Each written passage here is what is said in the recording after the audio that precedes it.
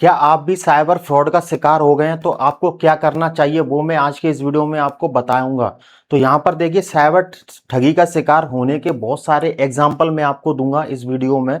और मैं सबसे पहले आपको बता दूं कि जो भी साइबर फ्रॉड होते हैं, इनमें साइबर फ्रॉड में क्या क्या होता है। देखिए, आपके बैंक से पैसा निकल गया, आपने किसी लिंक पर क्लिक किया और आपका फाइनेंशियल लॉस हो गया, और आपने कोई भी ट्रांजैक्शन किया, गलत ट्रांजैक्शन आपका हो गया, या फिर आपको किसी ने लालच दिया कि आप इस क्वेश्चन का जवाब दीजिए, हमारा रिव्यूज करिए गूगल पर और हम आपको पैसे देंगे। उसने आपकी बैंक डिटेल को मांगा, या आपने यूपीआई लिंक को किसी के साथ शेयर किया, तो आपके साथ कोई भी साइबर फ्रॉड हो गया, आपने किसी को गलत तरीके से ट्रांजैक्शन कर दिया, तो आपका पैसा वापस कैसे आएगा वो सभी आज के इस वीडियो में आपको बताऊंगा।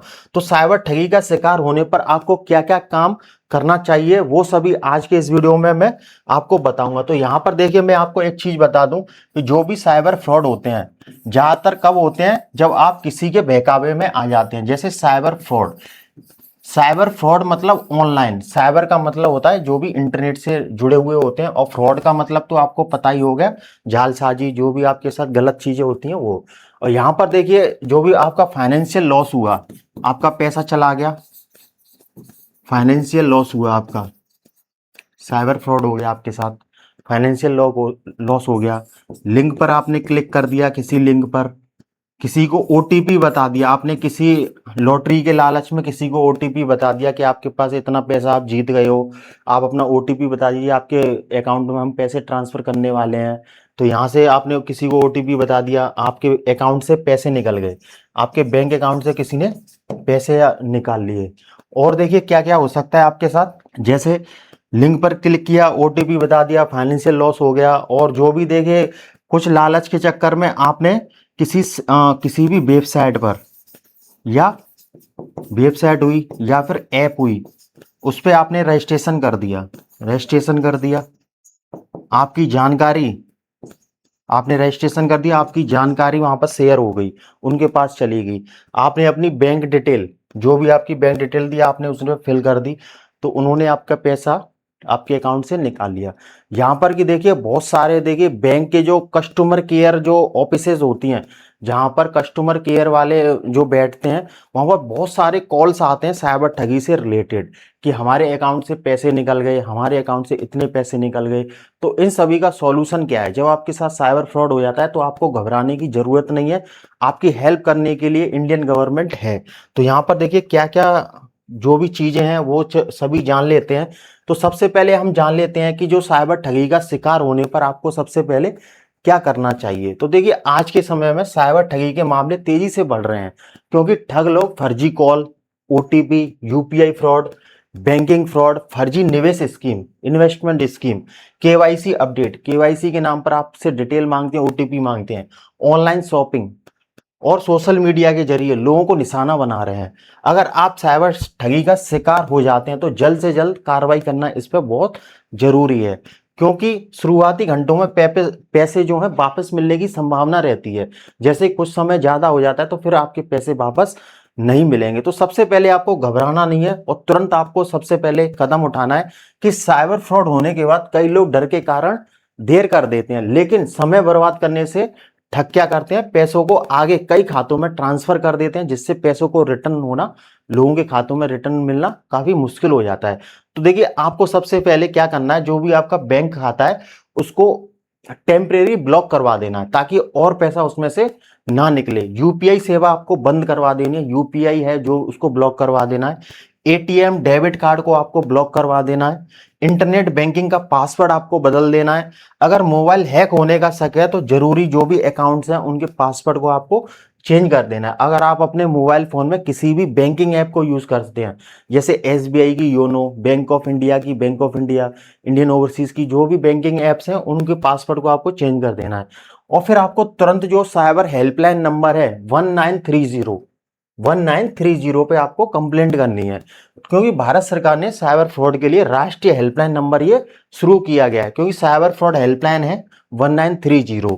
यह नंबर खासतौर पर देखिए किन मामलों में काम आता है, जैसे बैंक से पैसे कट गए, यूपीआई फ्रॉड हो गया, ऑनलाइन ठगी हो गई, क्रेडिट कार्ड फ्रॉड हो गया, निवेश के नाम पर आपके साथ धोखा हो गया, ओटीपी शेयर करने के बाद आपके अकाउंट से पैसे निकल गए, उन चीजों के लिए करते हैं। शिकायत करते समय देखिए आपको क्या क्या जानकारी देनी है। आपको अपना नाम, आपका मोबाइल नंबर, बैंक का नाम, ट्रांजैक्शन आईडी और ठगी की तारीख और समय, कितनी अमाउंट गया है, कितना अमाउंट आपका लॉस हुआ है, और ठग का मोबाइल नंबर, जिस नंबर से आपके पास कॉल आया था, यूपीआई आईडी अगर उनकी है तो वो आपको देनी है। फ्रॉड की अगर आपको ऑनलाइन शिकायत करनी है, ऑनलाइन शिकायत करने के लिए आप राष्ट्रीय साइबर अपराध रिपोर्टिंग पोर्टल पर भी शिकायत कर सकते हैं। तो देखिए ये पोर्टल है इनका, national cyber crime reporting portal.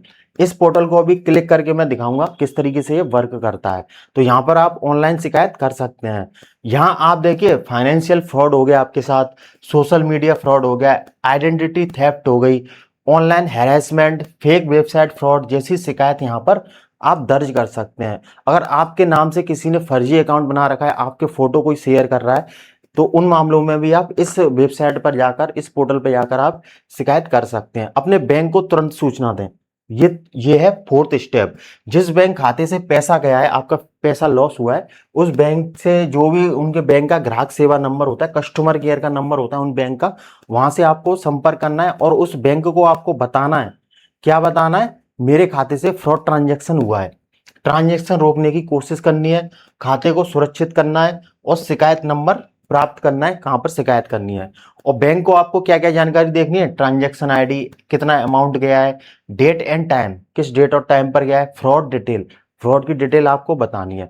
अगर पैसा तुरंत रिपोर्ट किया जाता है तो बैंक और साइबर सेल मिलकर कई बार रकम को क्या करते हैं, होल्ड कर देते हैं, ताकि वो जो भी साइबर फ्रॉड आपका हुआ है, अमाउंट कटा है, वो नेक्स्ट अगले खाते में वो ट्रांसफर नहीं हो पाएगा, ताकि वो अमाउंट को होल्ड कर देते हैं। तो जो भी आपके पास एविडेंस हैं, सबूत हैं, उनको सुरक्षित रखना है, क्योंकि साइबर ठगी में सबूत सबसे महत्वपूर्ण होता है। इन चीजों को संभाल कर रखना है आपको। देखिए ठग का जो भी मोबाइल नंबर, जिस नंबर से आपके पास कॉल आया था, या कोई भी उनकी WhatsApp chat, call recording, SMS, email, bank statement, UPI transaction screenshot, website का लिंक और ऐप की जानकारी, जिस ऐप से आपका साइबर फ्रॉड हुआ है उसकी, किसी भी चैट या स्क्रीनशॉट को आपको डिलीट नहीं करना है। अगर ओटीपी या बैंक की जानकारी शेयर कर दी है आपने, तो देखिए आपको क्या करना है। अगर आपने गलती से ओटीपी बता दिया, एटीएम पिन बता दिया, सीवीवी बता दिया, डेबिट कार्ड के पीछे सीवीवी नंबर होता है वो बता दिया, बैंक की डिटेल दे दी, तो आपको क्या करना है, बैंक को आपको तुरंत कॉल करना है। जो भी बैंक है आपकी, उनके कस्टमर केयर वालों से बात करनी है। कार्ड को आपको ब्लॉक करवा देना है सबसे पहले। कार्ड ब्लॉक हो जाएगा तो आपका साइबर फ्रॉड आपके साथ नहीं होगा, क्योंकि नेक्स्ट टाइम आपका वो कार्ड तो अनब्लॉक हो ही जाएगा। तो इसमें क्या है, नेट बैंकिंग के पासवर्ड को आपको बदल देना है, यूपीआई पिन को बदल देना है। आपके जो भी आप एप्लीकेशन यूज करते हो, फोन पे, पेटीएम, गूगल पे, उनके यूपीआई पिन को आपको बदल देना है। जो भी आपके सस्पिशियस ऐप हैं आपके मोबाइल फोन में, उनको आपको डिलीट कर देना है। अगर मोबाइल हैक हो गया है तो आपको क्या करना है, अगर ठग ने आपके मोबाइल को एक्सेस कर लिया है तो इंटरनेट बंद कर देना है, जो भी सस्पिशियस ऐप है उनको हटा देना है, मोबाइल को सुरक्षित मोड में चलाना है आपको, बैंकिंग ऐप के पासवर्ड को आपको बदल देना है, फोन में एंटीवायरस स्कैन करना है और जरूरत पड़ने पर मोबाइल को रीसेट कर देना है। साइबर थाने में भी शिकायत कर सकते हैं। अगर नुकसान बड़ा हो गया है, मामला बड़ा है और गंभीर है, तो नजदीकी साइबर पुलिस स्टेशन पर जाकर आप शिकायत कर सकते हैं, एफआईआर दर्ज करा सकते हैं। शिकायत नंबर अपना ले लीजिए, साथ में आपको आधार कार्ड, पहचान पत्र, bank statement, cyber bank statement, जो यहाँ से आपका अमाउंट डेबिट हुआ है वो वाला, साइबर शिकायत की कॉपी और सभी डिजिटल सबूत आपके पास अपने सुरक्षित रखने हैं। और साइबर ठगी के सामान्य तरीके देखिए क्या क्या रहते हैं, जैसे ओटीपी फ्रॉड। ठग बैंक अधिकारी बनकर आपसे ओटीपी मांगते हैं, कभी बैंक ओटीपी नहीं मांगता, ये आपको ध्यान रखनी है। केवाईसी अपडेट फ्रॉड हो सकता है आपके साथ, जैसे मैसेज आता है कि आपका बैंक अकाउंट बंद हो जाएगा, केवाईसी अपडेट करें। फिर क्या होता है, फर्जी लिंक भेजकर जानकारी चोरी की जाती है। यूपीआई फ्रॉड, अब ठग क्या करते हैं, आपको पैसे भेज रहे हैं, यूपीआई पिन डालिए। तो यहां पर देखिए यूपीआई पिन पैसे भेजने के लिए नहीं, पैसे भेजने के लिए होता है, पैसे लेने के लिए नहीं है, ये आपको ध्यान रखना है। और एक होता है इन्वेस्टमेंट फ्रॉड। यहां ठग क्या करते हैं, शेयर मार्केट, क्रिप्टो या ऑनलाइन ट्रेडिंग में ज्यादा मुनाफा का लालच देते हैं, जैसे जल्दी पैसा लगाने का दबाव, फर्जी ऐप, नकली वेबसाइट और guaranteed return. Digital arrest scam, अब ये क्या है डिजिटल अरेस्ट स्कैम, ठग क्या करते हैं, पुलिस अधिकारी, सीबीआई या सरकारी अधिकारी बनकर आपको डराते हैं। वे क्या कहते हैं, आपके नाम से केस है, वीडियो कॉल पर रहिए और पैसे जमा करिए। यह एक बड़ा साइबर फ्रॉड है। अगर पैसे वापस मिल सकते हैं तो पैसे वापस मिलने की संभावना किन बातों पर निर्भर करती है, ये समझ लेते हैं। कितनी जल्दी आपकी शिकायत की गई है, पैसा किस खाते में गया है, क्या बैंक ने पैसा होल्ड किया है, जांच में क्या जानकारी मिली है। इसलिए पहले कुछ घंटे बहुत ही महत्वपूर्ण होते हैं जब आपके साथ साइबर फ्रॉड होता है, ताकि जल्दी से जल्दी आपको कंप्लेंट करानी है। अब भविष्य में साइबर ठगी से बचने के क्या क्या उपाय हैं। बैंकिंग सुरक्षा, जैसे ओटीपी किसी को नहीं बताना है, यूपीआई पिन शेयर ना करें, एटीएम पिन आपको सीक्रेट रखना है, किसी को नहीं बताना है। और जो भी अज्ञात लिंक है उन पर क्लिक नहीं करना है, जो भी सस्पिशियस लिंक है उन पर क्लिक नहीं करना है, और जो भी अनजान ऐप है उनको इंस्टॉल नहीं करना है। एपी के ऐप तो आपको बिल्कुल भी इंस्टॉल नहीं करनी है। ऑनलाइन खरीदारी, जैसे केवल भरोसेमंद वेबसाइट से ही आपको कोई भी ऑनलाइन शॉपिंग करनी है। बहुत सस्ते ऑफर से आपको सावधान रहना है। सस्ते ऑफर के चक्कर में किसी भी फर्जी एप्लीकेशन से कोई भी चीजें आपको नहीं मंगानी है। और वेबसाइट का यूआरएल आपको चेक कर लेना है, वेबसाइट का यूआरएल HTTPS, ये चीजें आपको ध्यान रखनी है। सोशल मीडिया सुरक्षा, देखिए निजी जानकारी सार्वजनिक आपको नहीं करनी है। अनजान लोगों से वीडियो कॉल पे सावधान रहना है। और जो भी आप पासवर्ड आप रखते हैं, स्ट्रॉन्ग पासवर्ड आपको रखना है। तो महत्वपूर्ण जो हेल्पलाइन नंबर है वो मैं आपको बता देता हूं, जैसे साइबर फ्रॉड हेल्पलाइन का 1930, और राष्ट्रीय साइबर क्राइम पोर्टल है national cyber crime portal reporting portal, ये है।